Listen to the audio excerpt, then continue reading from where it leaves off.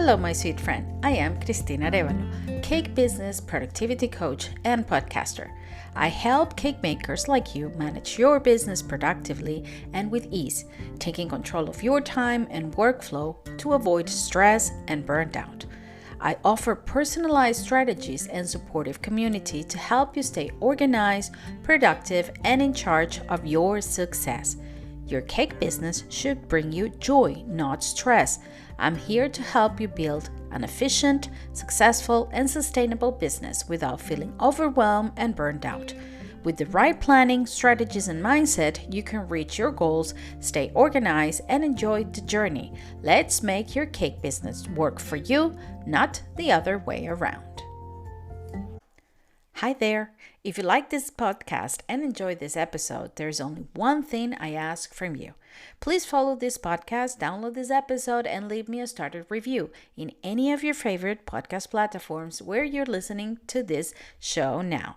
This way, the algorithm will show the podcast to more cake artists who will benefit from, and you'll be helping me grow this show. And don't forget to share it on social media and tag me, and I'll gladly follow you back. I would love to hear what you have to say. Leave me a comment on Spotify or answer any of the questions and polls on the episode. Let me invite you to follow me on Instagram, Facebook, and TikTok as the Art Cake Coach, or follow the links on the show notes to find out more ways to stay connected. Visit www.theartcakecoach.com for more. Well, hello, my sweet friends, and welcome to another episode of the Art Cake Coach podcast. Sina here, super happy to have you all back for another episode. This is a very special episode. It's an interview with two ladies that I admire a lot. One of them is Yvonne Donald, my fellow podcaster, also baker, from Adventures in Cakeland. And she has been in the show for a couple of times, more than a couple. She has co-host with me here in the show. I have been on her podcast, and she is amazing, asking the right questions at the right time. So she's here with us today. And another lady that I also admire a lot, because I always joke that she's full of, well, hello, my sweet friends, and welcome to another episode of the Art Cake Coach podcast. Christina here, and I cannot tell you how happy I am about the guests that I have here with me. Of course, we have Yvonne, who has been with me in a few episodes already. Hello, Hi, Yvonne. Christina. How are you I'm doing good, today? thank you. How are you? I'm good, thank you. And we have, you don't know how hard it was to get this organized, but we have finally here Natalie from 13 Rhythms. Hello, Natalie. Thank you Welcome so back much, to the show. Christina. Nice to see you, Yvonne. Thank It's a you. pleasure to be here at last. Oh, it's a pleasure to have you here with us. Definitely. I was joking before we started recording that Natalie you were here in the podcast once, and you've been with Yvonne on her podcast too, and you have a podcast of your own. And when Natalie released these pieces of wisdom that stays in her head, I said that I could listen to that with her voice in my head. So I'm so happy that you can share your wisdom, especially on visibility and pricing for our listeners here on the cake industry. Yvonne and I, we've been doing these episodes about the future of our cake industry. The industry is definitely in a changing moment, in a pivoting moment, and there's so many people struggling to be seen and to price correctly and to keep their business afloat. So do your magic.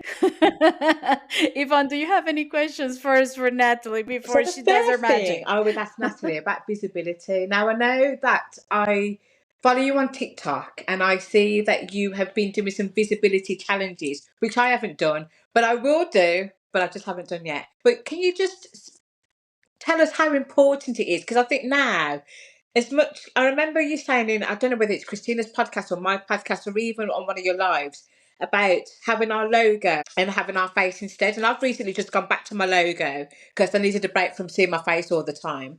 But it seems like we're beginning to be more personal brand led businesses, even if we are a product based business, as opposed to being brand-led businesses. So do you want to go into more detail about that? Because I think I'm noticing a bit of a change there with how we approach these things. Fantastic question. And I want to say that brand as a term, I think it gets overused and it gets used in ways that people don't mean it.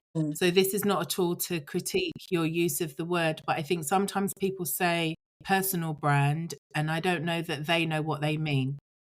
And then they'll say brand when really they mean business. So in terms of your question, I think it is important that a business is visible with the face of the owner of the business. And I think this is because, particularly as we're going to discuss like the future of your industry, mine as a business coach and lots of things that people are doing, the challenge is because we have these machines, we've got AI, we've got in the cake industry, you can go to another supermarket and buy a cake. The reason why someone is going to buy from us is often because of us. So there'll be something about your personality, something about the way that you come across, something about the way that you speak about what you do that is going to be the reason that someone comes to buy from you. Because I could go to a supermarket and buy a cake. I could go to a bakery and buy a cake. The reason I'm going to choose a baker to create my cake, it's not about the flour, sugar, butter, eggs. It's not even really about the design. It's going to be, do I want Yvonne to make my cake? Do I want Christina to make my cake? Is there something about the way that they speak about when you're mixing a cake batter and it's light and airy? Is that something that I resonate with as opposed to buying from a faceless, nameless baker?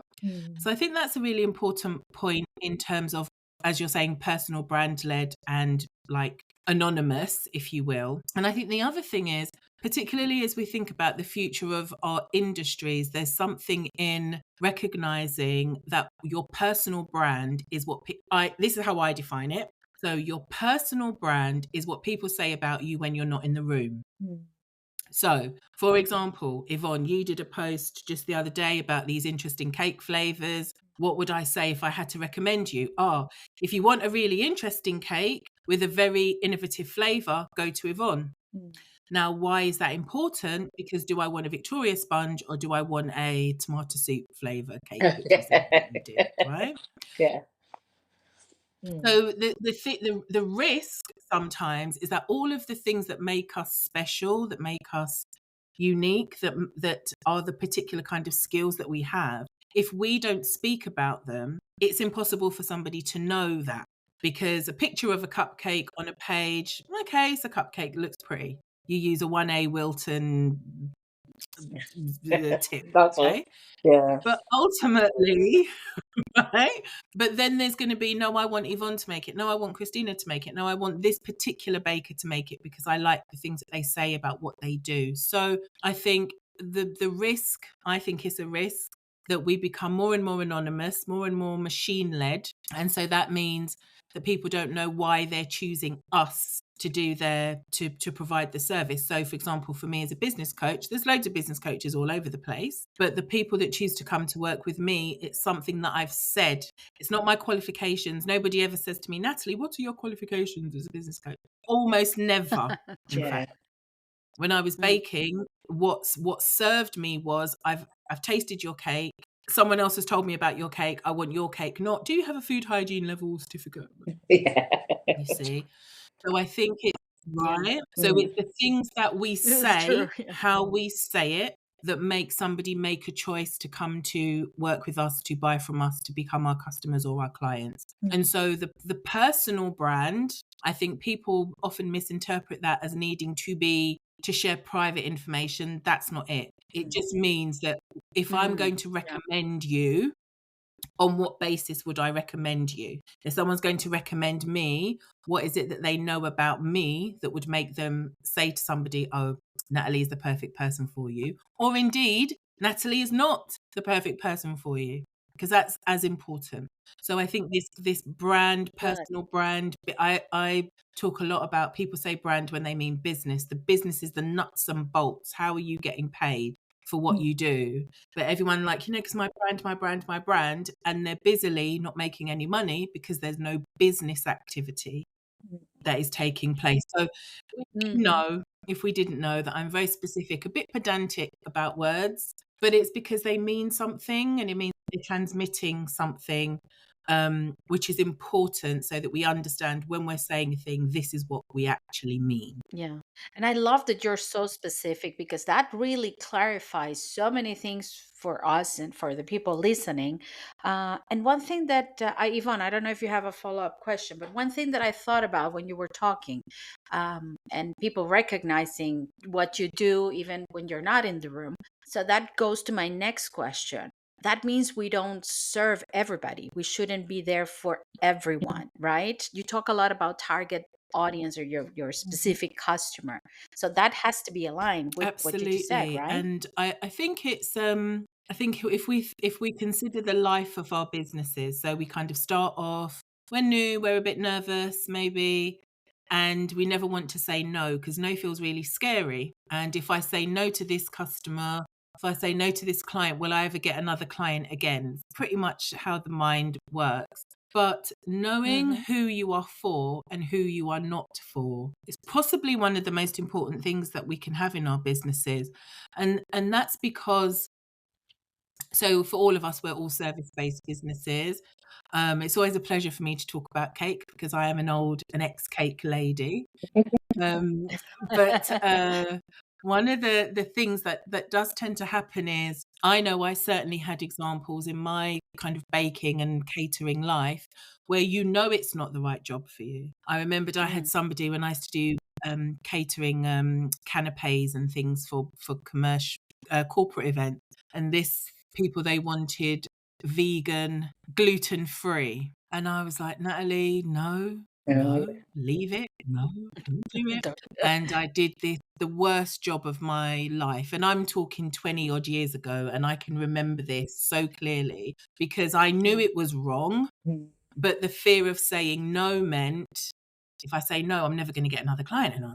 And the spiral. Whereas now, over time in a new business, doing things, working with people a lot more, you kind of realize no is a full and complete sentence. And actually, the more specific I've become, the easier it is for somebody to work with me. And so this is another thing for those who are listening as bakers. Think about maybe what you want to specialize in. How easy is it for somebody to recommend you? So despite me here speaking to two service-based business owners, and an audience of service-based business owners, my messaging is very explicitly about product-based businesses. So what this means is if somebody is listening to my messaging, they will hear, so I work with product-based businesses. Fantastic.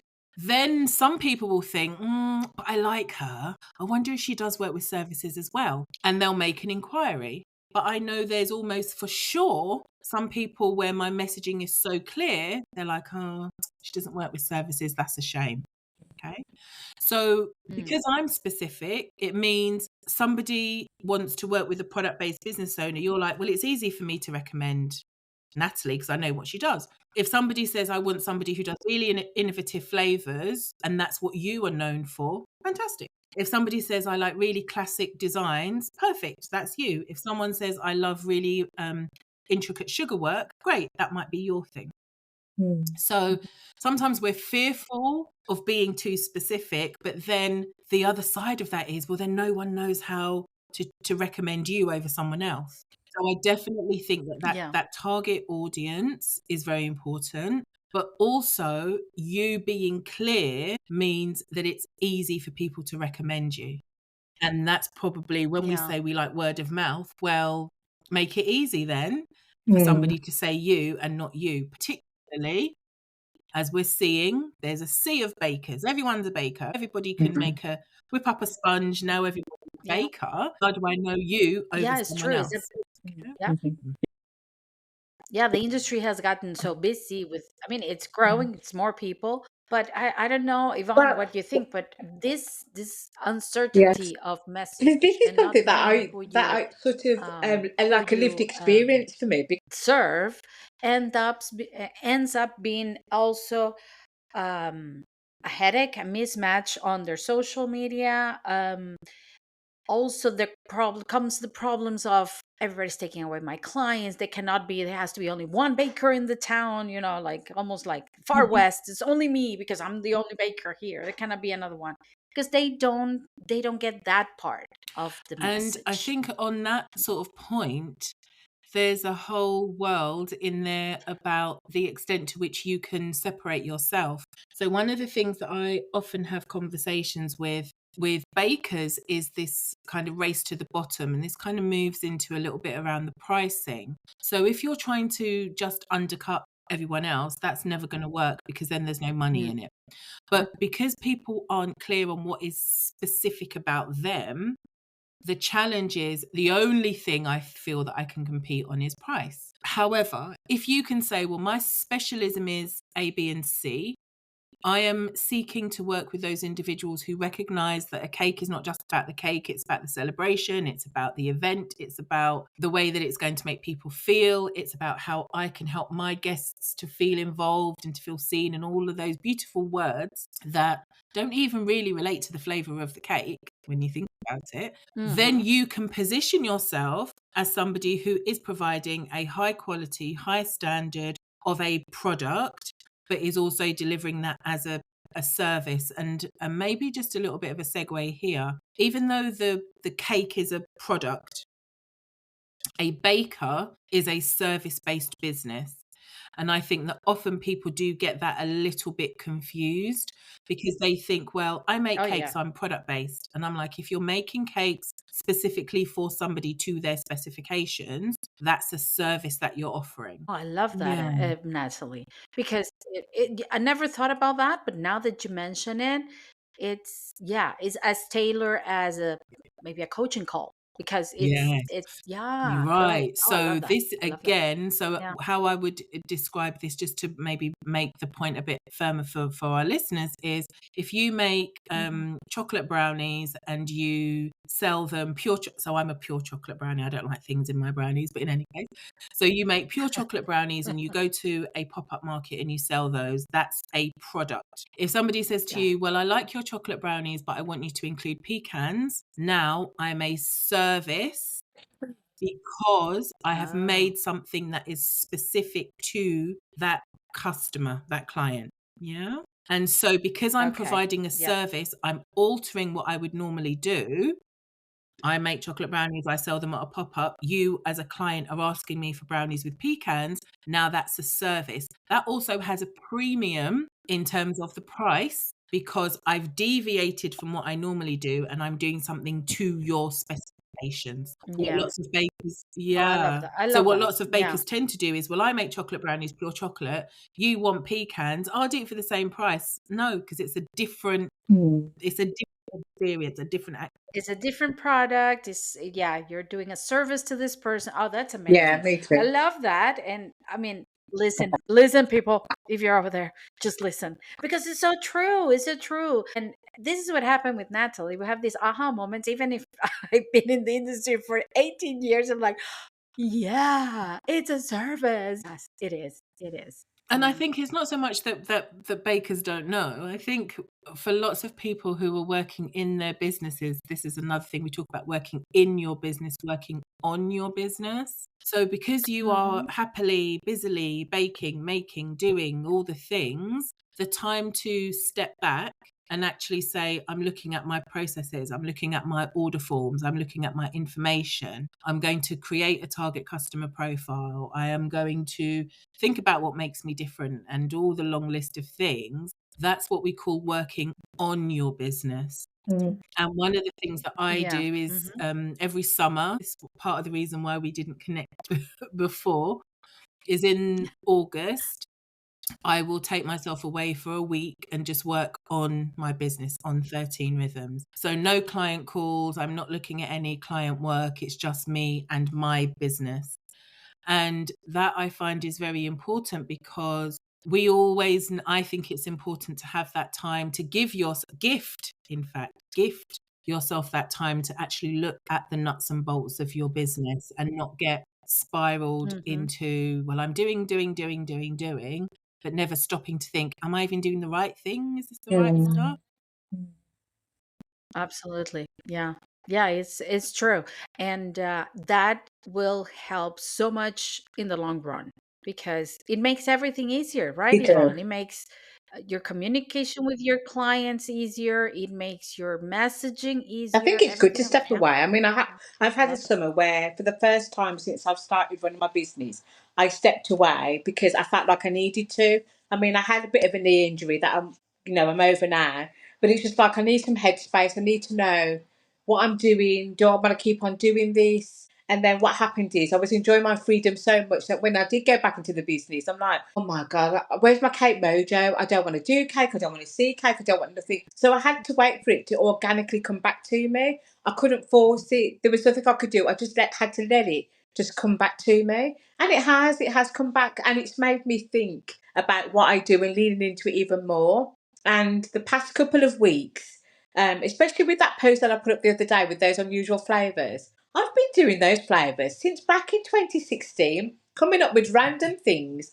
And then I used to do my treat box and people used to buy them. And the tomato soup cupcake always makes me laugh because people are like, oh my God, tomato soup. Tomato soup turned out to be one of my most popular autumnal flavours because people tried them. So I put it in my treat box. But when I saw the post and on TikTok and Instagram, and I was getting some nice feedback. I'm like, you know what, Yvonne, you need to lean into this more because this is where your passion was. This is what you started doing with all these quirky flavors. And then sometimes you think, oh, I've got to do this, I've got to do that, and I thought, no, you know what I'm going to do?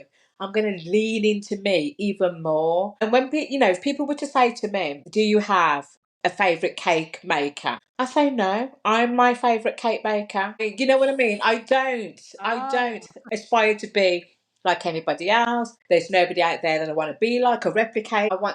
I'm my favourite cake maker. So for me, having that time away has made me really think, you know what, we're going to lean into me a bit more and just do exactly what I want to do for my customers. And that is it. And that's what I've come to. Yeah.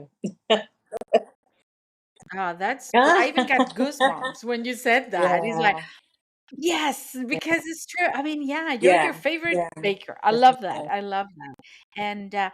And I have to ask you, Yvonne, would you have gotten to that conclusion I don't without think I would taking have that because I break? think I would have Probably constantly not. just been going, going, going, going, going.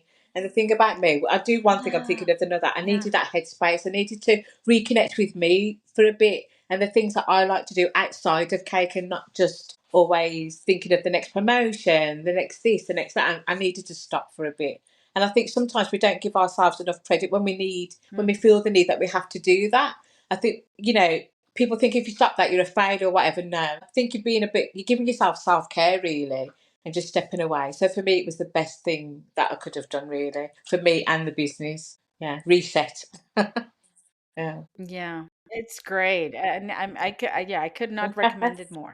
It's true, it's true. We need sometimes yeah. that time away. Yeah, and telling the listeners, the bakers who are listening to this podcast, sharing these stories. I mean, everything from taking a break to curating your message, taking the time to work on your business. All of those things. Do you think all of those little bits are the ones that are going to mm, I'm not going to say make or break, but make that cake artist, baker, cake decorator stay in the industry no matter what happens? Because even the industry is changing.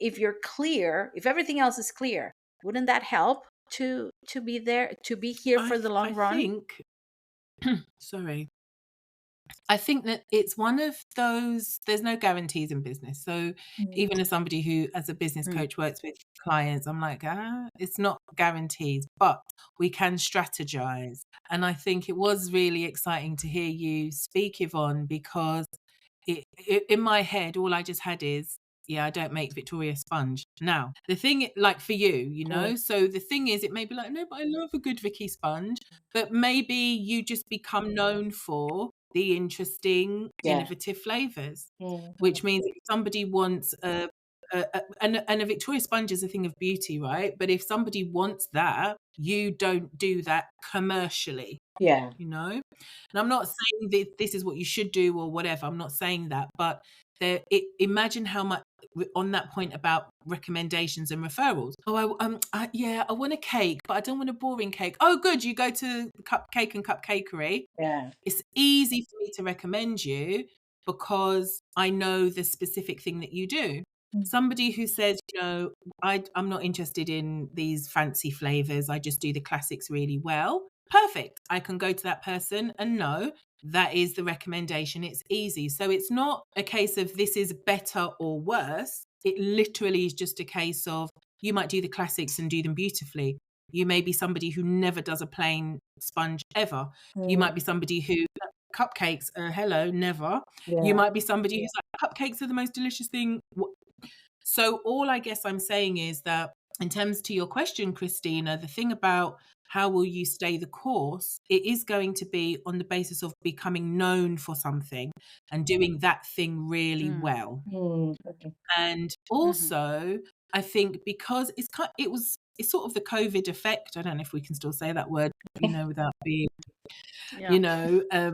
censored in some way. But during COVID, there were lots of candle makers, lots of skincare makers, lots of bakers. And so what happened was people took this thing as a hobby and then they were like, actually, I could do this as a business. So in terms of your longevity, in terms of being able to separate yourself from the average, some of that's going to be about the way that you speak about your products. Some of that's going to be about the way you speak about your service. And I'll come back to that. Someone remind me. And some of that's also going to be about how you price yourself. The fear is if my prices are high, I'm doing the air quotes. If my prices are high, no one will buy. However, there's no such thing as expensive. And as much as I say this, no one ever believes me. There's no such thing as expensive, because what does it mean in a meaningful sense? Everybody has a different level of income. People pay for what they want. So when you're thinking, this is the word I've banned, affordable is the most nonsensical word in the history of marketing. True. Yeah. What does affordable mean? No, because my cakes are affordable because I charge £40 for a dozen cupcakes. No, but my cakes are affordable because I charge £20 for a dozen cupcakes. Well, mine are the most affordable because mine are £8 for 20. Whatever it is, it's nonsense, because people are going to pay for what they want, almost regardless of their income level. That's one. Number two, you cannot account for people's pocket. In other words, you don't know what people are earning, so don't try to guess. And you certainly don't know what they're prepared to pay for, so just charge your profitable prices. And the third thing is that you can distinguish yourself based on the prices that you charge. So I want to be seen as somebody who is an expert in my field, who's got experience. Therefore, my prices are reflective of that. What is the fear? Nobody will come. Okay, but if you charge £24 for a dozen cupcakes, and then sometimes you charge £50 for a dozen cupcakes, you don't have to do that many cupcakes to make your money, right? It's the same butter, sugar, flour, eggs. It's going to be the same icing, sugar. Of course, you use quality ingredients anyway. But now maybe you can talk about, well, I use Irish butter, I use Cornish clotted cream, I use whatever jams, I use whatever's. So the fact that you can differentiate yourself based on your experience, your time, your knowledge, that's really, really important. Is it scary? Yes. My coaching has gone up in price twice, 2 or 3 times since I've started, or since the last couple of years, really going heavy in terms of my marketing. So when I think about that, is it all still me? Yes. There's not a clone, another person. It's all me. What I have leaned into is the fact that what I do is effective, and that, well, I need to make proper money. Makes sense. So, Exactly. so I think for bakers, it's scary. I'm not saying it's not scary, and it's not just about putting your numbers up, but your numbers are connected to your messaging. So whenever I talk about your prices, it's not, well, my box of cupcakes are £50. £50. Well, when you buy I was Edible Creations UK, right? So when you buy an Edible Creations box of cupcakes, these are going to be the centerpiece of your event. The sponge is going to be delicious and delectable and go perfectly with a glass of celebratory champagne for you. Whatever it is, you see, I can just do all of that. I'm looking at your faces. It's actually hilarious. I'm You already, know I'm what I like mean? We're thinking not of the come cake and on, the more, champagne and more, all of more. the things. Yeah, it's like, But that's what you want to get to. What a lot of us do in our businesses is we'll describe this is an 8-inch cake that is 3 layers and it's got a buttercream filling. No. What is no, a yeah. cake? A cake is a celebration. It's a recognition of an event. It's Yeah. a showpiece. It's a walking in. Remember, we did this on the live one time, Yvonne. It's walking Yes, into your event with the lights off and the candles flickering. exactly. Yeah, Yeah, yeah. it's You true. got to And visualize it, haven't you? Yeah. it's that moment.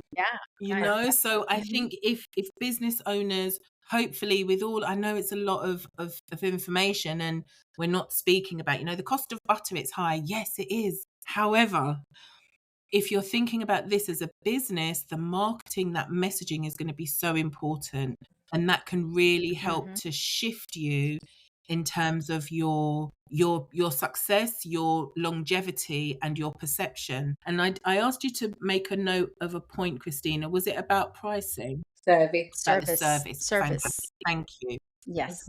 And then I'll stop talking. So when you think about your service, as a business owner, a service-based business owner, as a baker, let's say you're doing wedding cakes, which also I've done in my day, right? What's important in that is kind of the cakes, yeah, sure. But it's, can I slip into the event, set up, disappear, and be gone by the time the reception starts? Can you trust that if I happen to see any of the other service providers, say the DJ, the florist, the whatever, can you trust that I'm going to be a good representative and bring a nice, cool vibe to your event? Can you be assured that I'm going to be punctual? Can you be assured that I've said 100 cupcakes and that you're going to get 100 and not 72 or whatever, right? So the service Yeah. element is actually, I don't want to say more important, but it's at least of equal importance than the cakes themselves, Yeah. Mm-hmm. and that I think Yeah.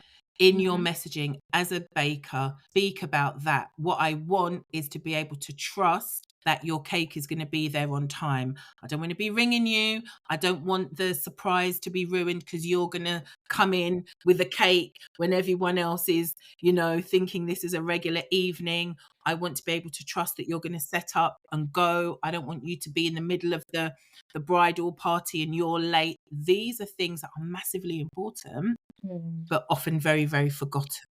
So as service providers, Yeah. really think about how can you integrate some of your customer service standards into your messaging as well as talking about the flavors and the decoration. Yeah.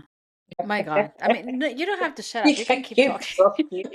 Yeah, I mean, seriously, she's looking at us and we are looking at each other here on the camera. We're like, we're just listening and drooling, imagining the cake and the champagne and all of the things that you're saying But is Christina, absolutely I don't mean to true. interrupt you, but Yeah. think about No, that no, no. already. So we said that maybe 5 minutes Yeah. ago and it's stuck in your head. Yeah. It's still there because the Yeah. message was on So we point. don't need Yeah. to. Yeah. And that's what's gonna set Yes. apart the because you were talking, I was thinking like there's so many bakers out there. Everybody bakes. I mean, anyone who has an oven at home and can go and buy sugar, eggs, and flour and butter, yes, you can make a cake and you can sell your cake. Fine. But what's gonna set you apart is all of the Yeah. things that you just I mentioned. think Yeah. And about the no, pricing. it's okay. Yeah. I Oh, think sorry, for Yvonne. Go bakers, I ahead. think we fall into the trap of being really homogenized as an industry. We there's a trend and we all jump on it. Mm, The Lambeth cake trend, the heart cake trend, we jump on it. I've got a couple of orders come through for those cake. I've never once really advertised and promoted that I do heart shaped cake, but because they're everywhere. So we jump on these trends and we all do that. The drip cake, we all do that. We just homogenize as one. And I think sometimes we like, oh, I better do what everybody else is doing because if I don't, then I'm going to get left behind. I think sometimes people are mhm. scared to step out of the comfort zone and try to be a bit more radical on their own. Everybody just does the same thing. And I think that's one of the things in the industry that I've seen a lot. That's why it doesn't really feel that fresh and exciting at the moment, because we're all just doing the same. And yeah, I agree. I agree so when much when with I you. when I first Yeah. started doing cupcakes, when I first started do my business, the celebration cake part was separate, and I decided I wanted to do cupcakes. And I spoke about this on my podcast as well. And there was a lady that was making cupcakes. They were beautiful, stunning pieces of work with sugar paste toppings on top. Everybody was replicating this woman's work. Luster balls, everything. She was Cake International. Her personal image was very strong. And I decided, I rock up and I'm like, I want to do cupcakes, but I ain't going to do that. I'm not going to do that. I don't want to do it. I want to eat a cupcake that somebody can eat from beginning to end. They don't have to peel off the icing. So what I did, I went away and researched. I researched what people were prepared to buy. And I think I was doing my degree at the time, so I had access to all the college resources. And it said that people were interested in flavour. So I thought, you know what? I'm not doing them sugar paste cakes. I'm going to be the girl that focuses on the flavours of the cake as opposed to, and that's what I've stuck to ever since. And you dip in and out, you do some of the trends, but I think generally, sometimes we're just too, not too scared, but we just want to all stay in the same kind of, like, you know what I mean, group, and not step away Hmm. from it and do whatever. I mean, when the pandemic was on, how many brownie boxes did we see that were being churned out? Do you know what I mean? And it's nice because we wanted it, but we Yeah. do tend to sort of like jump on a trend and we ride that thing hard until the next one comes along. Yeah. And then, do you know what I mean? Absolutely. I agree. I agree. Yeah. And now that you're Yeah. saying that, I'm thinking, I mean, there's so many things in my head right now because I'm thinking it happens Yeah. with the trends. It Yeah. happens Yeah. with the pricing. Even, I mean, if we go back to the Cake International and why we think that it's stuck somehow, The because same they're thing. everybody's doing the Yeah. same. That's, I mean, yeah, it's like, yeah, that's, you were Yeah. talking, I was like, yeah, that's what's happening. There's no excitement, there's nothing new, there's Mm. nothing like, and and it doesn't have to be like, you have to do now a cake, which has been done, like hanging from a chandelier or something, has been done too.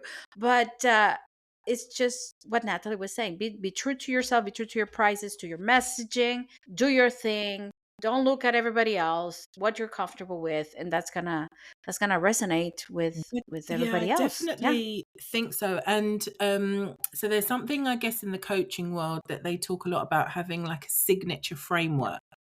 So what is a Mm. thing that you, and maybe this kind of links back to visibility challenge, which we can maybe talk about, but Hmm. having something which is like your intellectual property, and it's the Hmm. way, it's a process, it's a mode of working with people that is yours, you've created it. And there is, I think, something in the cake world where something like that could also translate. So it may be that you have a particular style of decorating. It might be that you have a particular ethos, which is, I'm my favorite baker and I don't do Victoria sponge. Like, I'm trying to write this. By the end of this, we'll have your slogan. We're gonna Yeah. use that one. But it might be that so for example, I never used to use dyes because I was like, I don't want to. If icing is a color, or buttercream, because I never used to do sugar paste really. The buttercream is a color, it's because of the flavor that's in it, Yeah. the natural flavor, it's not because of the colors. So there might be all sorts of different ways that you can do your thing, and then it becomes almost a signature. So if I see that cake, I know that that's Mm. Christina's. Yeah. If I see that cake, I know that that's Yvonne's. Mm. And it can take some time. Does it? I don't know. Maybe it doesn't. It can be something, I think, which personally takes time, because the fear. So Mm. that heart cake, when you said a name then, Yvonne, The and I don't know Lambeth if you meant cake. Yeah, the the ones with all lamb. the piping on the swells. Yeah. Isn't that fascinating? So I didn't know that's the Yeah. name of it, but I see it Yeah. everywhere. Yeah. So then you Hmm. so then Oh you yeah. go to, okay, if somebody makes an inquiry, well, I really like this. This is my Pinterest, because they come with a Pinterest picture, right? And I want it in a red velvet. And that was my bestseller at the time. I want a red velvet like this. As a baker, you've got a decision. So it's either going to be, okay, I could, Or, thank you so much for your inquiry. We don't do that style, but we do this style, which we found is perfect for your event. It's going to be really different. No one else is going to have it. It is something which we've created here at insert name of bakery here. Takes boldness to do that. It takes a Yeah, it's gulp not easy. of, am I going to actually say no? And you're not saying no, you're saying, I see yours, but yours is going to look like everyone else's. Okay. The fact that you're going to pay somebody to make a cake and not just buy a cake from any other bakery means you want something that is going to grab attention. You look like the kind of people that want to grab attention. Let's do this instead. That's not about how well you bake a cake. Now you're negotiating. Now you're selling. Now you're marketing. And is that reasonable to expect a baker with, very light fingers to be able to sell and market themselves? Well, if you don't know, you're going to need to get to know, because that's the business part of it. So the skill to make something that's delicious isn't enough.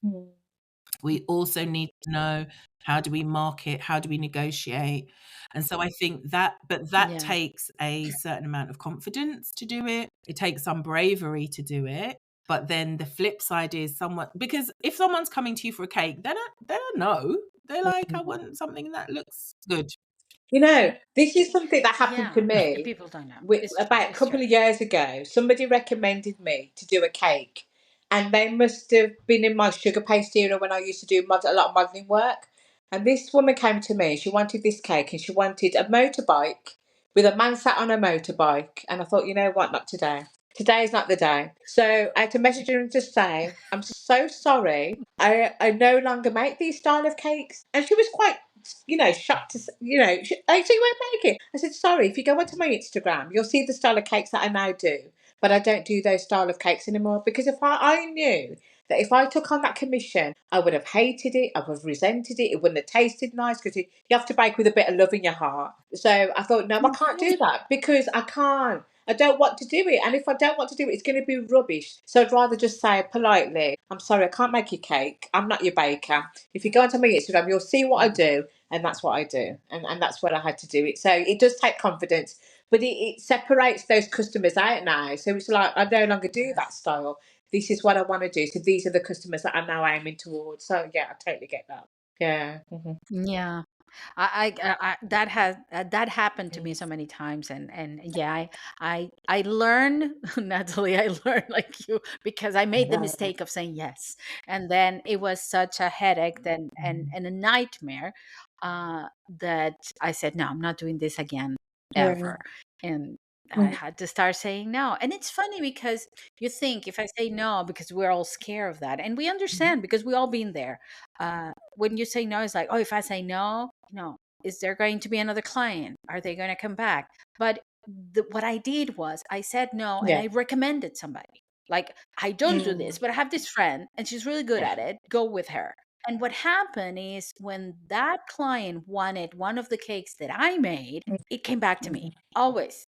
Like, every time, it's like, oh, I know you do this with the toppers, so now I want this, and I'm going to you. So it works. It really works. It's not, but it's hard at the beginning. I think it does work, and I think there's something in being trustworthy, and weirdly saying no. Not me, but I can now I'm again very specific, Christina. So a recommendation and a referral for me are different. So if I've worked with you, so if I've tasted your cake, I've seen it, I've experienced your service, you were on time, for me, that's a recommendation. I'm saying I'm putting my reputation behind this person. If it's someone I know, I'm like, well, I can refer you to blah blah. That's no. Yeah, there was always two cake artists, cake decorators that I knew, and I have tasted their cakes, because otherwise I wouldn't. That is a whole thing around. You kind of stake your reputation on that person. Now, let's imagine I've got somebody who does great sugar paste. I've got somebody who does beautiful buttercream. I've got somebody who does naked cakes, and I've got somebody who does innovative flavors and never makes a Victoria sponge, right? So if that is out, I know it's flowing more easily now. Yeah. So if I've got that as a network, of 4 people, okay, some people might argue, well, it's competitive and you might get clients and I might get clients and it's the same people. But actually, it's different enough for us as a 4 to recommend and to cross Mm-hmm. refer. Mm. Are those people that Yeah. you trust? Are they people that would, honestly make those recommendations? But that's when it becomes easy because, well, we know that this person sounds like they're looking for this. I think they'd be perfect for you. Or they sound like they want this, they're going to be perfect for me. So I'll keep this particular client. And I think when we talk about word of Mm-hmm. mouth as marketing and we're thinking about our networks, the more niche you are, again, this clearly is the theme of today, the easier it is for me to refer you. It's easier for me to recommend you Yeah. because I know that what that particular client is looking for, they've been quite clear, and you clearly market yourself in terms of what you're all about. Fantastic, you are a perfect fit. Not right for me, but perfect for you. And I think sometimes that takes, again, a sense of a bit of bravery. Can I afford to say no to clients? What will happen if I say no? I'm giving someone else the business. But it builds that sense of goodwill in and amongst the network, which it can bear fruit. Not everybody's going to be honest and trustworthy and work in the spirit of collaboration like that. But if you can find those Mm-hmm. people, it's actually massively influential because it means that, yes, if I don't have to do the marketing to get that job, to secure that client, that's amazing for me. And if you don't have to do the work to secure a client because I've recommended you to somebody else, again, that's a benefit. So that's a mindset that Yeah. not everybody shares. But if you can find those people, it's a real boon to your business because that's truly word of mouth. It's truly recommendation. And it means that you can be getting business that you don't have to work for. Exactly, exactly. And going back to the point, I mean, the point you've been talking about that a lot. The mentality, I mean, not yeah, the mentality, the way people see their business, brand, all of it, because I have the feeling that one of the reasons why cake decorators or cake artists, bakers, end up throwing the towel is because they don't see what they Yeah. do as a business, or they don't even know how to treat it as a business. So in their heads is like, it's a job, I do something, I get paid. But all of the things that you were talking about, the behind the scenes, they have no clue, or they're like, Mhm. oh, what's the point to do it? And they're comparing themselves with, I don't know, maybe a bakery, a supermarket, and I'm going to make money because I do a lot of cakes, but they don't have the capacity to do a lot of cakes. So what can you tell, what can you say to these kind of bakers who don't even have a clue on Mhm. this is a business? Where Sure. do I So if you start? think about this is why I don't use the word brand when I mean business. So in this context, this is very much Mm-hmm. it's a business question. So in order to make money as a baker, you've got a finite and a number of hours where you can physically do the things involved. So getting your ingredients, baking, delivering, washing up, all the things. Now, you are either going to sell a smaller number of cakes at a higher price point or a larger number of cakes at a lower price point. There kind of isn't anything in between. So what people tend to do is they'll say, well, I'll do occasion cakes, but I'm going to do occasion cakes at an affordable rate, which doesn't mean anything. And basically, I'm going to try to be cheaper than everyone else. Now, the risk is it's the same number of hours. And sometimes when people work out their numbers, they're paying themselves less than minimum wage. Like, really, if they were honest, they would know that. So Yeah. your choices are you are either going to know that you're going to do a lot of B2C, so business to customer, retail, pop-ups, markets, events, gift boxes, treat boxes, maybe the odd full cake, and you are going to work out in your week how much of that you can actually do. Then you might say to yourself, can I supply some local cafes with my signature pecan brownie? because they don't have that at the moment, and maybe I can set up some arrangements with these other businesses to become their supplier. So I've got my one route where I'm supplying some cafes, I've got my other route where I'm selling directly to my customers. And you can have a very successful business doing that. You can have lots of orders, you can be selling in lots of different places, you can have a very, very active kitchen, very active bakery, and you're selling a large number of units, which is generating you an income. The other side of it is you could say, well, I'm going to do occasion cakes, and each of my occasion cakes are going to be £1,000 and up, and I need 3 of those a month to make fair money. I want 6 a month to be properly rolling, doing better. So then now your focus is going to be on your marketing of that particular service, making sure that you are in the right spaces, in the right magazines, in the right on the right podcasts, doing the right information to secure those clients. So the choices in terms of how you're going to make money in your business, every business owner has to decide that. But trying to do occasion cakes at a low price, but thinking that you're going to be able to do 20 cakes a month, sure, but that's a lot. And then how is that possible? You're not, I don't think, going to do a great job of 3 layers with beautiful work and be knocking out 3 of those a week. I mean, and then you're freezing your cakes, which I'm not looking at anyone here, I don't know, which I think is gross personally. If you have listened to Natalie Yeah. before, she Freezing said cans cakes, freezing yeah. cakes. I know a lot of people do, but I So, don't but do these, that. but you, Yeah. I just think, how Right. do, anyway, but I'm not doing it. Let's not talk about freezing cakes. However, if that was something as a baker that I never did, I would talk about it a lot. So if you're getting your cake on Saturday, that sponge was baked on Friday morning. Yeah.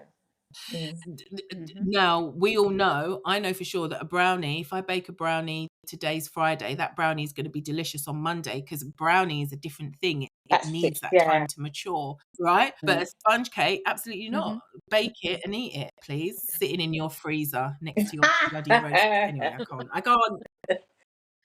But I think so. That was a really long answer. Sorry, my darling Christina, but it's just to say that No. the business aspect is the bit that's forgotten. Now, do I understand why that happens? Yes.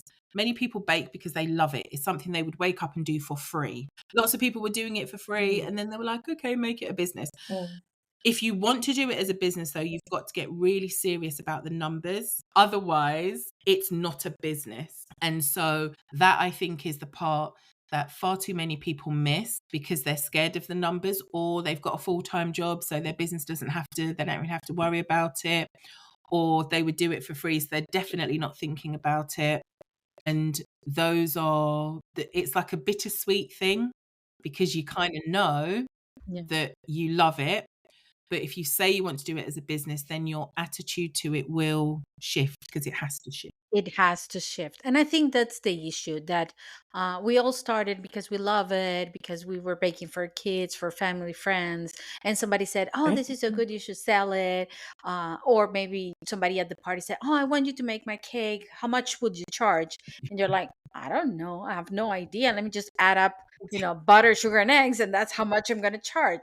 And because we love it, we don't put our business hat on. And I think for the future of the industry, if we're talking about that, or for the future of that baker being in the industry, it's so important to put on the business hat. And everything you mentioned is just spot on, because it's not just about adding up, and you physically can't. I love time management. My thing is time management. Is like, how are you going to be baking 20 cakes in a week? You can't. You cannot. It's no.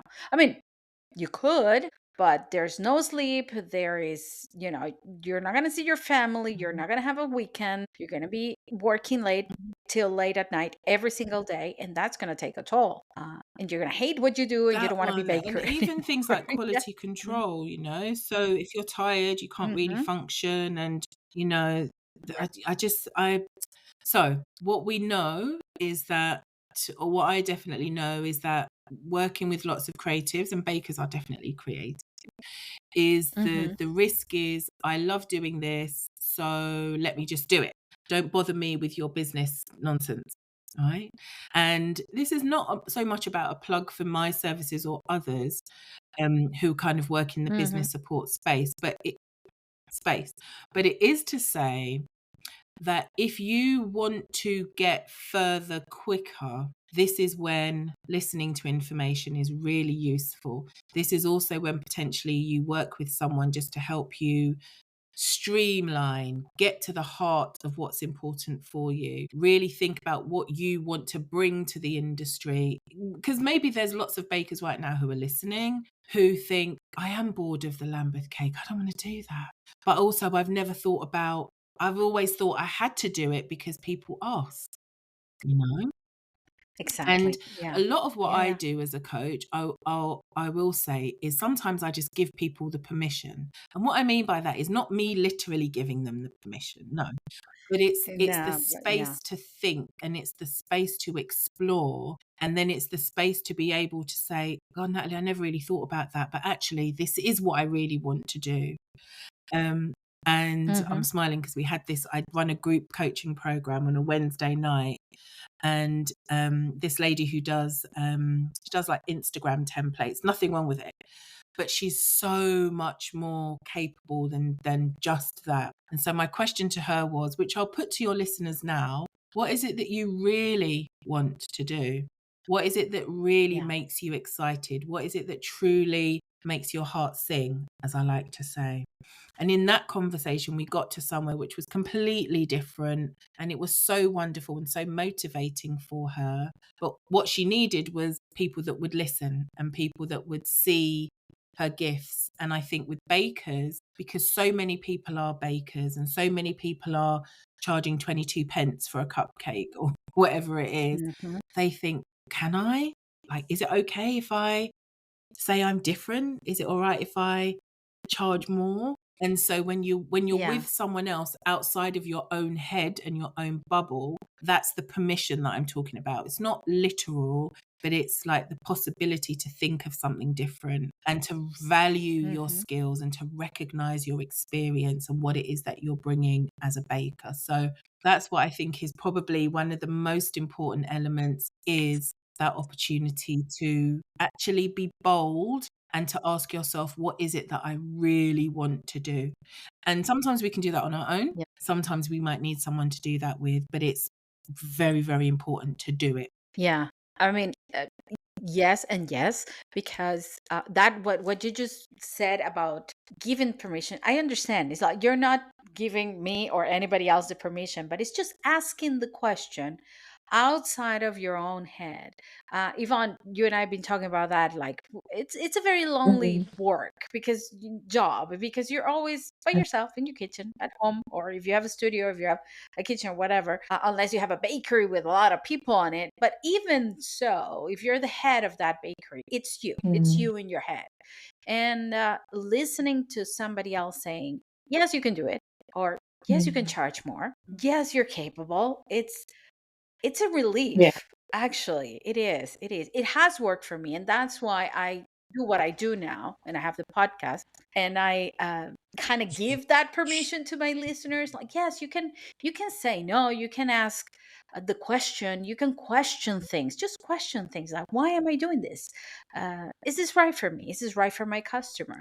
And yeah, what you said is so true. It's not about, you Mhm. can get there by yourself, but when you have somebody to say, hey, you can do it, Yeah. it's way better. I It's think way it's better. it's Yeah. it's massively impactful, and I think as well it's about, particularly, and I'm sure in the baking world there's these networks as well, but with the group coaching program, what's so beautiful is sometimes Hmm. I just sit, I know your listeners can't see, I just sit there like this, just like, oh, this is lovely, because the Yeah. group is having the conversation. So I've done this, and when I did this, this was great, and there's questions, and then other business owners are then responding. So yeah, in my context, is it's different businesses, so there's products and services in there, interestingly.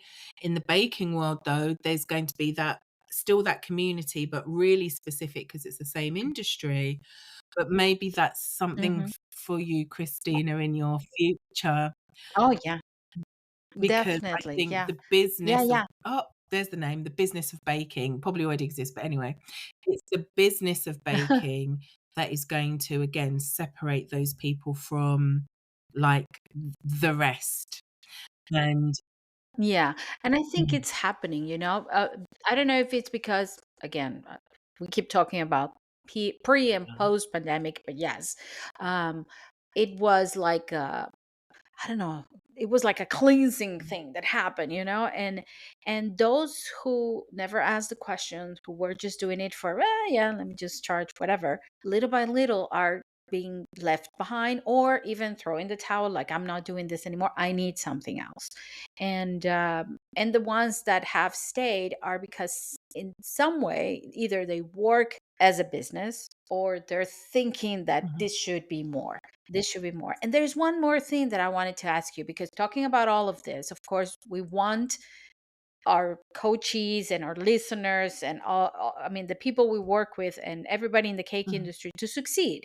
But sometimes that doesn't happen. Sometimes you have to also be honest and say, this is not working anymore. It's time to close. It's time to stop. What can you tell to that? What can you say to that baker who says, mhm. no, I need to stop? Do it. What I would say. The sky doesn't fall in when you stop. So as somebody who was a Hmm. baker, stop baking, still get Natalie. Have you really stopped baking yet? Like really, really? So I'm never going to taste your cakes again. That's done, right? What you have is so two things I say. One, life before business. Life before business. As Hmm. much as our businesses are important, we still always have to remember that life is first. Okay. Life before business. Second thing is, like I said, the sky will not fall in. I've closed a boutique. I've done lots of things in my life. I've closed a boutique. The sky didn't fall in. I've had business debt. The sky didn't fall in. I just had to pay it. So when somebody says, okay, this isn't working for me anymore, be okay with changing, stopping, ending, pivoting. There is a really, I think, quite damaging sort of narrative about failure, which I would love to challenge. And maybe one day I will do more about it. But I talk quite openly. I had a boutique. She was called Emporium. I closed her. And I'll share this anecdote as well, which Yvonne may have heard before, where I say I was standing in my shop. This is 2007, and I remembered calling a friend, and I said, "Oh, Paul, his name is." I said, "Paul, I think I'm going to need to close the shop," and he said, "That's the first one under your belt." Yeah, I remember that.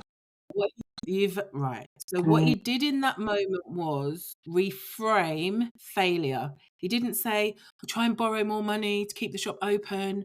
Try to, why don't you? You could. Oh no, you're terrible. You didn't try hard." No. No, that's the first one under your belt. What? I was like, and it was fine.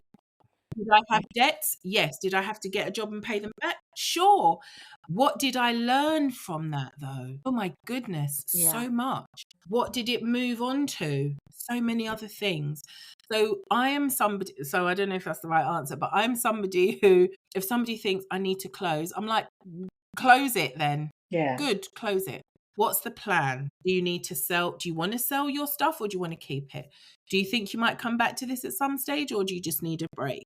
But don't suffer under something that is no Hmm. longer serving you because you're scared of what other people might say. Oh, yeah. So if you want to pivot, then you can pivot. Did you learn something? Yes. Did you learn something about yourself even? Almost certainly.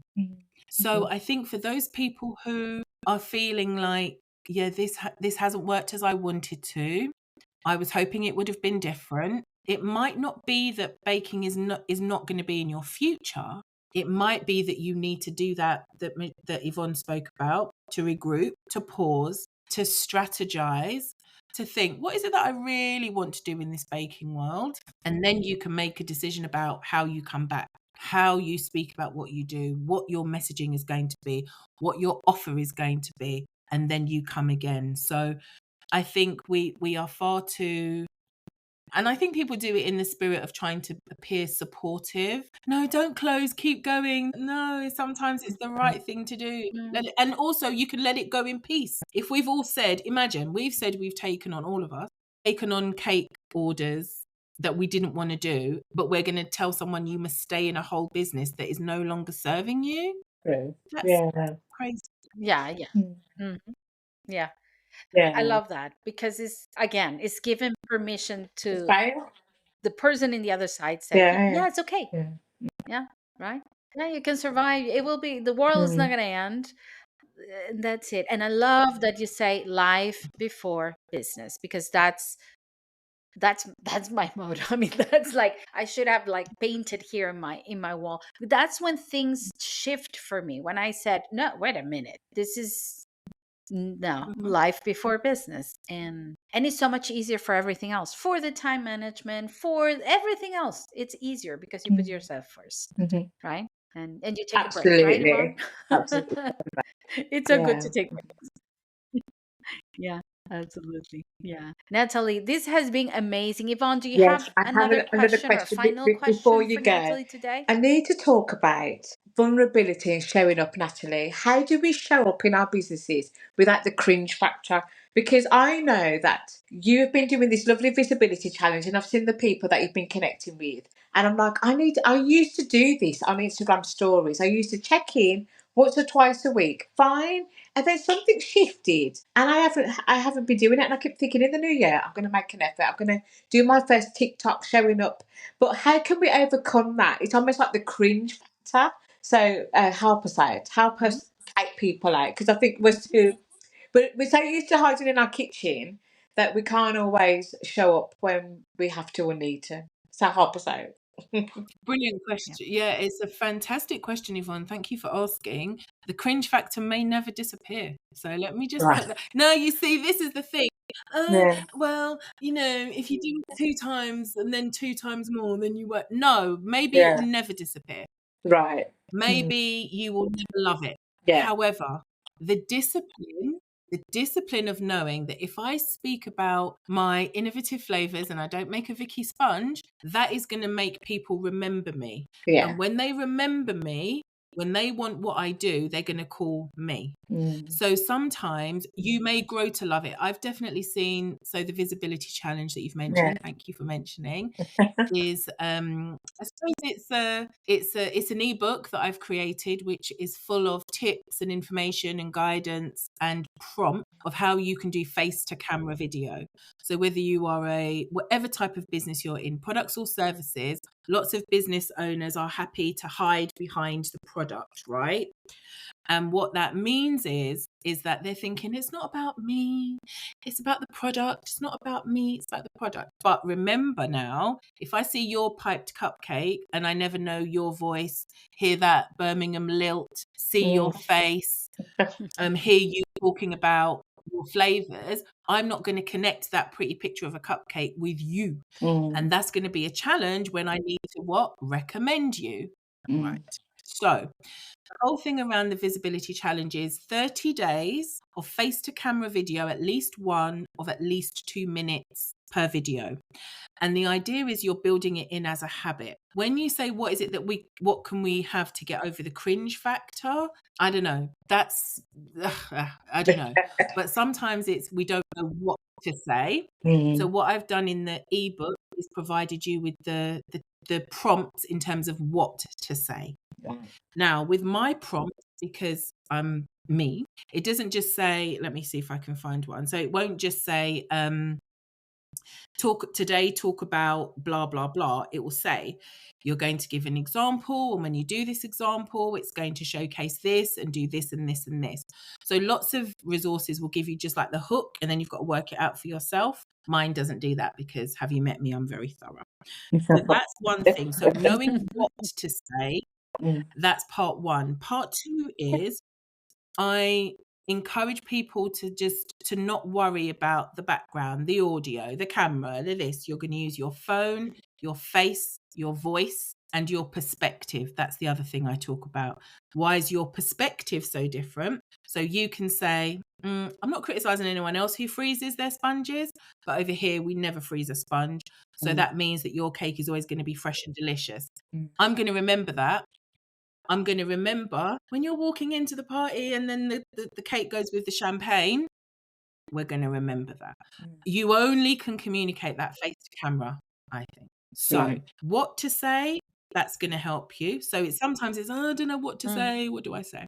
People are often very fearful about repetition, but remember, repeating yourself is beneficial in a world of 1 million bakers and 10 million business coaches and platforms, at least 2. If we're on Instagram and TikTok, speak less of Facebook and LinkedIn, we are constantly bombarded with content.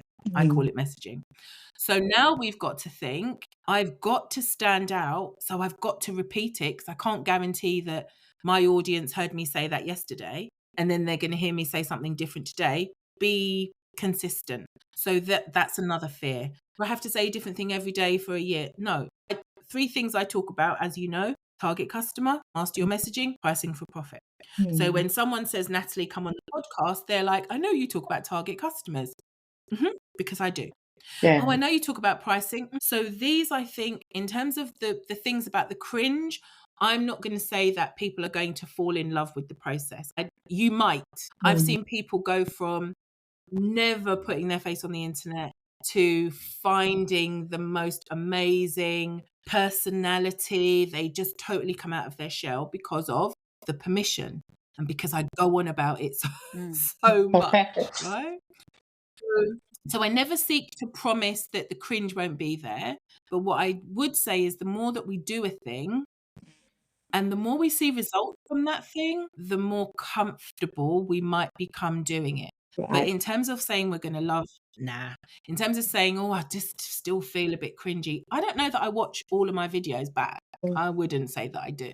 What I do know, though, is I'll film it, put the captions on it, and then I press post. It's not necessarily that I go and think, oh, let me watch myself and look at my uneven face and my crooked eyes and my moustache and my hair on my chin or whatever, you know? So I think these are things that people feel very conscious about. We have never in the history of time looked at ourselves. Look, we're now looking at ourselves and each other. Then you're in a meeting and then you're on Teams and then we have never looked at ourselves so much. In this context, film yourself and kiss it like this. Mwah. Go and spread my message into the I love that. Yeah. No, I get and I it. think, so I think and what you said, this is the last thing I want to say. Don't start in the new year. Start tomorrow. Start Sunday. Yeah. There is no magic. I talk about the magic of Mondays. Oh, I'll start on Monday. Do it tomorrow. No, yeah, you're right. Yeah. Should just start, isn't it? Yeah. You'll probably see my face rock up on TikTok. The difference I see Good. with TikTok and Instagram as well is that people are really, really authentic on TikTok. They will show up in any way. Their dressing game, they got their hair wrap on, whatever. Whereas Instagram always seems to be a bit more polished. So yeah, I think you're giving us permission to definitely give that a go and go ahead and give it a try. Definitely. Yeah. It's fun. Just do Yeah. it. Yeah. Yeah. I will. I don't know. Well, for me, I don't know. I'm listening to you. I'm thinking it has never been an issue for me. But I don't know if it's because I come from a Yeah. teaching background. So, as a teacher, when you're prepare being knowing what to say, everything is cool, right? And I'm used to be in front of people. So for me, it's like actually in my thinking, I don't know if it's right or wrong, but in my thinking is like it's easier to say it than to write it. Right. That's what I tell myself. It's not about looking good or bad. It's just it's easier to deliver the message if I say it than if I write it, because then I have to think about the picture and the post and whatever, all of these things. It's just quicker. And somehow I just separate my image from what I'm Yeah. doing. Good It's part of the advice. business. That's it. If my hair is not right, if this is whatever, it's what it is. People, if they meet me in the street, that's what True. they're gonna see. True. That's So very true. Yeah. yeah, why not? If I look skinny, if my angle is correct, I was joking with a friend earlier because at Cake International, one of her friends, I didn't take many pictures, and one of her friends that took the pictures decided to put filters in all the pictures. And I look at the picture, like, this Yeah. is not me. What did you do with my face? And he's like, no, because you have to look pretty. But that's not how I Yeah. look every day. People's not gonna Yeah. know that's me. So yeah, I think it was weird. But I good think to it's a you. really good Yeah. point. And I think in terms of like things like filters, I would say that if you need them to start, then use them. And I Yeah. guess I'm saying that because even this is another plug for the ebook, but even in the ebook, it talks about don't make not having a microphone be the reason why you don't do the video. Don't make not having a fancy camera be the reason why you don't do the video. And similarly, some people are like, oh, but my face, my makeup, I don't do. I'm like, don't make that be the reason why not. So if you, however, if you feel like, well, a filter is going to help me do face to camera, and that's going to help you to start, then start. Because as humans, one thing we're very good at is I'll do it on Monday when I'll do Yeah. it, or well, I can, and why? So what I try to do now, because these phones as well, it's not even sometimes like you set the filter, they just filter you anyway. And so I try Yeah. to turn it True. off, and I'm like, well, yeah, this is my actual face and my patches and my multicolored face and all the rest of it. And there is a thing about kind of owning that, but I would say it's over time. But also, as you might have heard me say before, Yvonne, my visibility journey started 2017. So before that, I'm better at writing it than saying it. So I love constructing beautiful captions and, but then it was the need because I was doing my fundraising for my enterprise project in Zimbabwe. So I had to do this, getting people to buy into the concept, understanding what that was all about. And I was like, really? Like my actual face on the internet? Really? Really? So the only difference between me and sometimes other folks is the time. The sicky feeling, my first video, it's still there on Facebook. So it was Facebook at the time, still there on Facebook.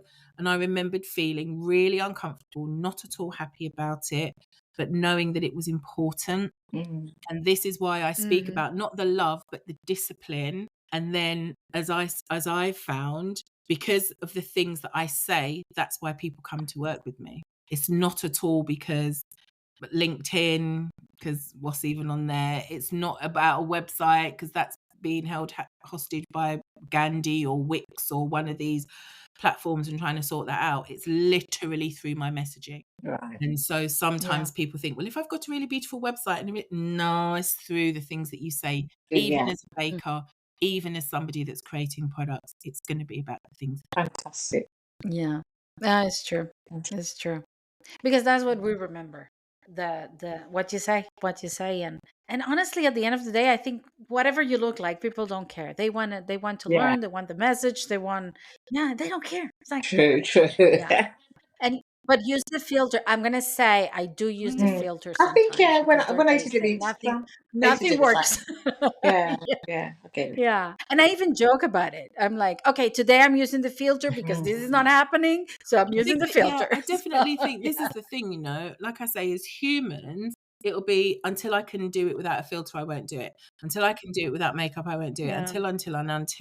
And so this permission thing. So maybe the recommendations and the permission is the theme for today. But the permission thing is literally to say to people and this is what we found with the visibility challenge. So what it basically is as the challenge was people doing their face to camera videos, and we all sort of started on a set date. So we did it back in July. And then we started again in October. And so from the July experience, the testimonials were, I've got more clients in the last 30 days than I have in the last year. Yeah. I secured my first, these were like service-based businesses as well. I've secured my first 5-figure client, so $10,000 and up. I've secured clients internationally for my interior design service. I've sold more products than ever before. So, and then people spoke about feeling more confident, knowing that they had something to say, finding their voice. So it's not even just Mm-hmm. about saying you'll do really well doing videos. It was, this makes a difference to your bottom line. Yeah. So I know what it's done for me in terms of my business. And so then it was a case of, oh, maybe there's something in this whole visibility challengey thing. Mm. And then it became a kind of, the first time around, it was, I just used to post the prompts on TikTok because I'm terrible on Instagram. I've really got to sort it out in terms of my visibility there. And then because that went so well, then I created an ebook and now I sell the ebook. Mm. This is how ideas can come about. You may be a baker right now who's got an amazing technique in one thing. And don't just think that the only thing you can do with that is deliver it. You can make extra money by teaching other people how to do that thing. Yeah. So it's like testing it. So it was doing it myself, then it was doing it with others, gathering those testimonials, and then now I'm like, well, anyone else, you're going to pay for the ebook, and it's there on my link. And I think for business owners, for bakers in this context, really it's also about, if you try something new, even if you do those things for free or a low cost, but it's new to you, maybe this is the direction you want to go in, do that, try it, then get the testimonials, then publish those testimonials, and then that becomes your signature. And that is how you are going Lovely. to build. So now people are like, oh, Natalie, talk to us about visibility. Why? Because I talk about it all the time. Mm. If you're a Mm-hmm. baker, think now, what is it? Lots of bakers, they're very busy showing me the process, showing me their piping, showing me. Stop showing me, tell me. Yeah. Because I can't distinguish your piping bag from her piping bag from his piping bag. Mm. But if you talk to Mm-hmm. me about the fact that, hello, my name's Yvonne, I'm my favourite baker, I don't make Victoria's sponge, and you say that all the time, they'll be like, Yeah. oh, wait, there's that one, oh, she's called Yvonne. Yeah. And people won't even be, now, not because it's bad. People Mm. don't say to me 13 Yeah. rhythms, they say Natalie Business Coach, because that's what they know. Naturally. They Yeah. may never say cake and Mm-hmm. cupcakery. It might just be something that appears on their invoice. So Mm. they'll be like, oh no, Yvonne, she's that one who does like the tomato soup cake. Yeah. Yeah. Yvonne, that's gonna be your new Yeah, I'm my mantra. favourite baker. I'm my Yeah, I favorite might have to baker. use that. Yeah. Yeah. Start it. I mean, put it under your Yeah. logo. It's gonna happen. Yeah. Oh, that's so cool. Thank you so much, Yvonne and Natalie, for being here Fabulous. today. And I said we were going to talk more Yeah. than an hour, and I knew it was I gonna go. knew it. Yeah, I I knew it knew was it. gonna go. I wish this could be a longer show, but I mean, we could do a sequel. Maybe I I don't know know. when, That's the challenge. because Yeah. it took us like a year to get this together. So, well, maybe for next year we'll do Fantastic. it. Oh my God. Yeah. I don't know, because I already asked both of you the question that I always ask my bakers and my guests here on the show. What was who would you bake your cake?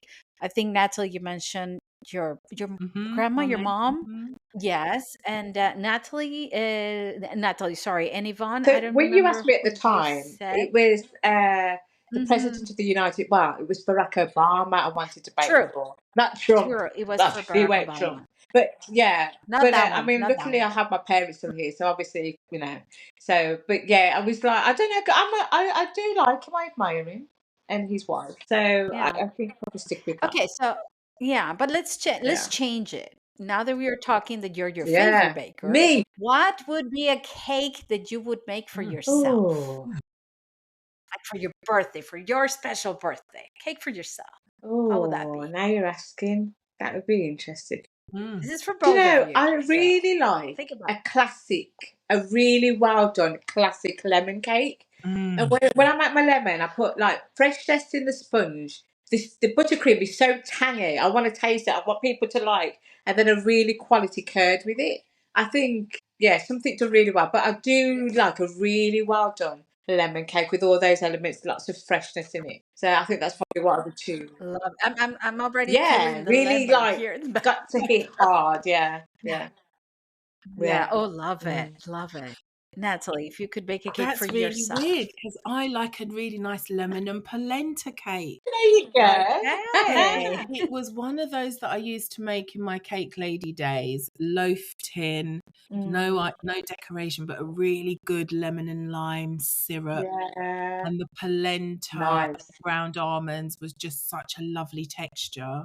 I could taste that now. Oh, and it's gluten Yeah, me too. free. I'm tasting it. And it was just Mm. like, it was one that I've never really made for myself because I guess you got to have the cornmeal, the polenta and the ground almonds and all of that like ready to go, and they're a little bit more specialist if you like, and good proper unwaxed lemons and but yeah, Yeah. That just sounds delicious, to be fair. Mm. I love it. I mean, you're both talking and I'm Me starting to too, me too. salivate 'Cause I'm here. like, Yeah, like, ooh. ooh, now I need a You know what I lemon mean? cake. Exactly, yeah. I need a lemon cake, yeah. Hopefully our listeners are the same right now, like, yeah, Yeah. lemon cake. It's funny because I, it's not usually the flavor I go to when I ask for cake, but when I used to bake, that my lemon cake also was like, Yeah. I mean, everybody would talk about the lemon cake because I think it's the mixture of the acid and the Yes. sweet and all Yeah. these textures in it that Yeah, you definitely. remember that cake. Yeah, Definitely. yeah, yeah. Oh, I love it. Great. Well, right. now we need lemon cake. Yeah. Thank you so much, Natalie. Thank you You're so much, welcome. Yvonne, for being here today and for sharing all of your knowledge with us, both of you. Yvonne, this is your second Oh. house here in this podcast. Yeah. And Natalie, I just have one request. We need more We episodes need of more your episodes podcast. from We the do. podcast, and you need to come back on Yeah. because you've got so many. The amount of things that you have said, Natalie, that's stuck in my head. Thank The you. behind the scenes content, I don't think I hardly film any behind the scenes content, and the visibility thing is sticking in my head now because I'm thinking, oh, maybe I could just, Yeah. what can I talk about? So don't be surprised if you're scrolling and you see my Monica rock up on your TikTok feed because I'll just be Yeah. there. Yeah, but yeah, there's so many Yeah. things that you say that they really do resonate. They really do stick. They really do. Oh, they do, Natalie. They do. Every time I check on I don't use TikTok that much, but when I enter, you're Yeah. always in my feed. And I'm like, okay, let me just listen because there's something here for me Thank today. you. Always. You're like my little book of Yeah, wisdom that you open sometimes and there's something there for you. Well, that's That's really you absolutely. for me. kind. Yeah, it is. And I quote you on my podcast so many Why? times. It's like, Why? because Did you think I Natalie was just said. stalking? I No. appreciate that so much. But we And do, we do. definitely, I think you said it earlier, Christine. I'm not sure if it was before we started or when we were already on air Yeah. about I hear things in your voice. And definitely, there is a Yes. club of people who were like, and what would Natalie say? Yeah, definitely. Definitely. You should Exactly, get some exactly. t-shirts done with And we that or can something, hear a your mug. voice What in would our head. Natalie say? Yeah. Absolutely. That is, Wow. thank Absolutely. you. That's merch. Yeah. Let's do it. Let's do Definitely, it. definitely. No, and it's absolutely true. It's absolutely true. That's what I say at the beginning. Just do Mm, your magic mm, because it is. It is. And I'm so happy. I guess we both are so happy that we found you and that we can share what you do with yeah, our listeners. So thank you so much definitely. for being here. We appreciate it. Yeah. And thank you, Yvonne, again for being here with me You're welcome. today. And thank you to everyone listening in the other side of the microphone. I hope you loved this episode as much as we have loved making it. And girls, you want to say something before we You can go? find me at 13 Rhythms, which is, I'll spell it not because you can't spell, but just because it's one of those words. So Rhythms is 13 Rhythms, RHYTHMS. And that's on Insta and TikTok. And if you check out my link on both of those platforms, you'll see the Visibility Challenge, the ebook, and lots of other ways that you can work with me. Thanks. Thank you, Yvonne, for saying that because I was so caught up in the moment that Yeah. I totally forgot. Thank you so much. Yeah, and I will leave the links in the show notes anyway for everybody to Amazing. find it. Yeah. And Yeah, Yvonne, you can listen to me as Adventures in Cakeland podcast, which airs monthly, and then my business Cake and Cupcakery, and yeah, I'm sure Christina will put all the links in the show. I will add all of the links here. And Yvonne, maybe consider more than once a month Ah, because your episodes are also oh, really thank good. you. Yeah. I love when you bring this like update on the Oh, and the tendencies and trends, everything that's yeah, happening. yeah. Yeah, I It love is that. fun. I love I do that enjoy doing because that. Yeah, yeah. It's just time, yeah, isn't it? sounds like Time a plan. for, but maybe in the new year, maybe every Every two fortnight or weeks, something. We'll see how we go. Yeah, twice a month. yeah. I'll give it a try. Let's start with Yeah, twice a yeah, month. Okay, very good. And to everybody listening in the other side of the microphone, thank you for being here today. And as always, my sweet friends, stay safe and stay creative. We'll see you next time. Bye bye. Hey, cake friend, before you go, if you've been enjoying this episode and you are ready to take your cake business to the next level, I would love to invite you to join the Art Cake Coach Podcast Club on Spotify. Inside, you'll get access to over 17 exclusive audio classes and time management, goal setting, money mindset, and more. Everything you need to feel organized, confident, and balanced in your cake journey. And you will get one more extra class each month. You can unlock it right here on Spotify. Just tap on the link in the description of this episode.